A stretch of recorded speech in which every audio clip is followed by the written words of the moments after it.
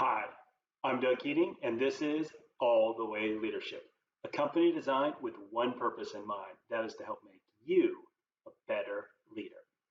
Today, I'm going to share the most important lesson I learned as a U.S. Army paratrooper.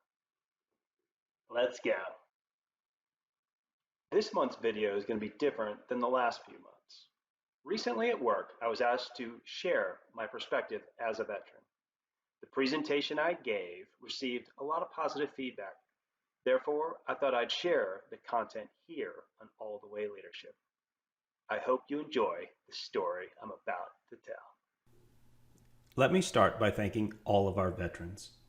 Veterans Day is a special holiday for my family. As you can see in this photo taken in the mid-1970s, I come from a military family. My father is the man in uniform. He served over 20 years in the U.S. Army, retiring as a colonel. Also in this picture is my mom. She's easy enough to pick out. My brother's on the left, and yes, I am that buck-toothed boy in the middle. We didn't know at the time this photo was taken.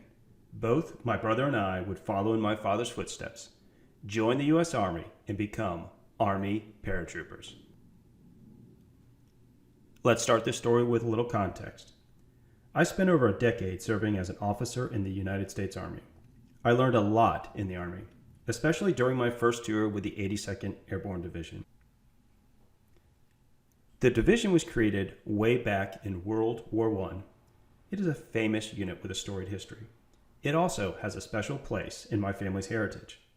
My father, who's pictured on the left, served in the 82nd Airborne after graduating from West Point. He reported to Fort Bragg, North Carolina in 1956.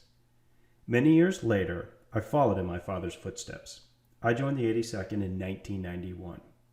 It was a great place to start my military career. I'm not going to lie, it's tough to work there. It is a challenging place to work. All that experience helped make me a better leader and taught me many lessons. Today, I'm going to share with you the most important lesson I learned as a United States Army paratrooper. The most important lesson I learned: leaders go out the door first. Now, when I say the word door, some of you are picturing the door on the left. The kind of door I'm talking about is the one on the right, the parachute door found at the back of the aircraft. If you've never jumped out of a perfectly good airplane, that first step is a doozy. Some of you may not be familiar with the 82nd Airborne Division. Let me provide some background. The 82nd has a unique culture, full of traditions that have been created over the years. One tradition regarding their leaders is that they jump first during airborne operations. This tradition dates back to World War II. What does that mean, leaders jump first? Basically, the most senior leader of any airborne operation will go out the door first before anybody else. For example, if the commander of the 82nd, a two-star general who is about the age I am, 50s, is part of an airborne operation, he will jump first, followed by the rest of the paratroopers. Quick aside, I cannot imagine jumping at my age.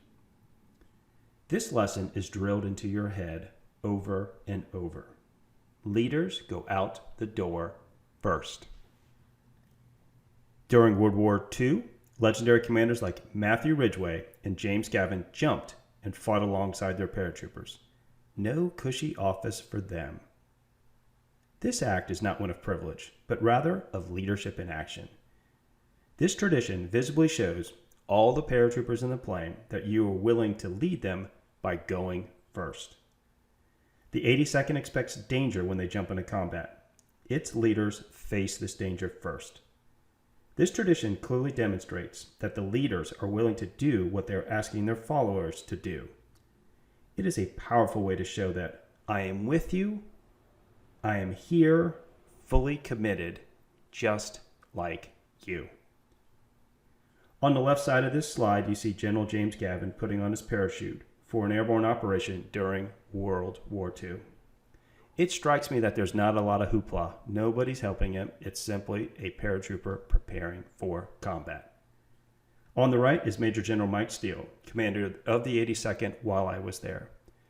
Quick side note on Major General Steele. He fought in Vietnam with my father and knew him well. We had somewhat of a special relationship, at least as much as a lowly lieutenant can have with a 2-star general. Let's talk about how I learned this lesson firsthand. I remember one mission where jumping first was somewhat troubling to me. For this operation, we were jumping into Puerto Rico.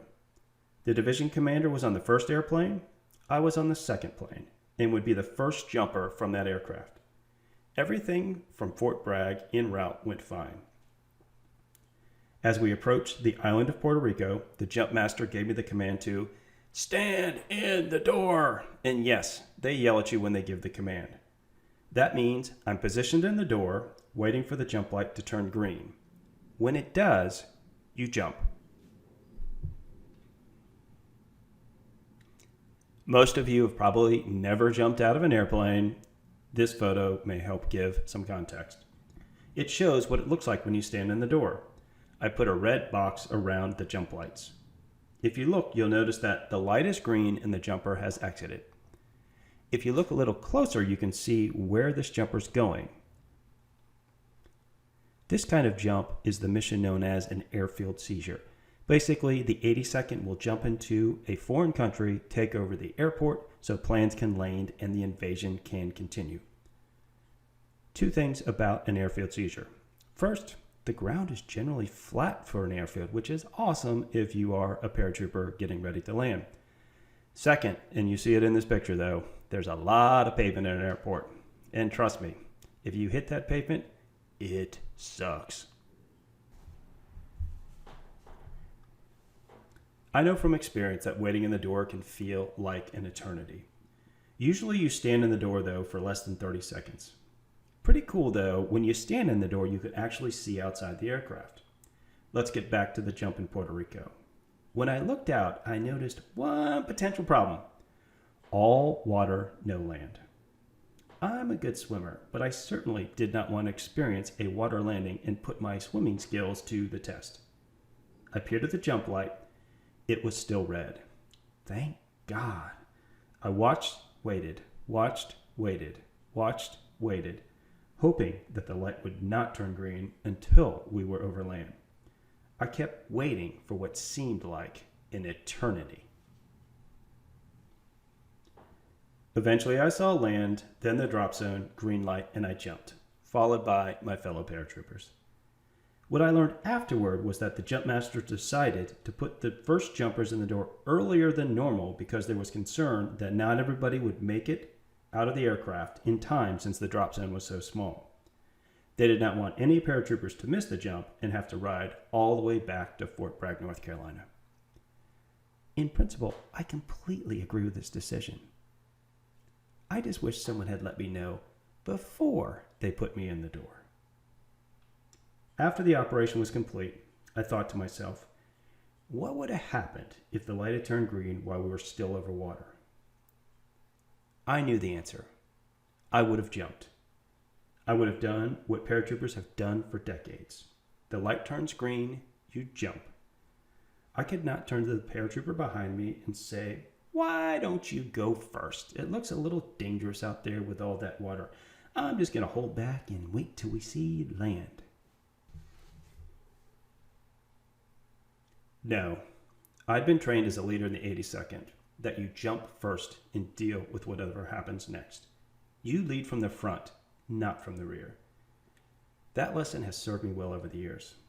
Sometimes, when I find myself in a somewhat scary situation, I think of my days in the 82nd and what it taught me as a leader.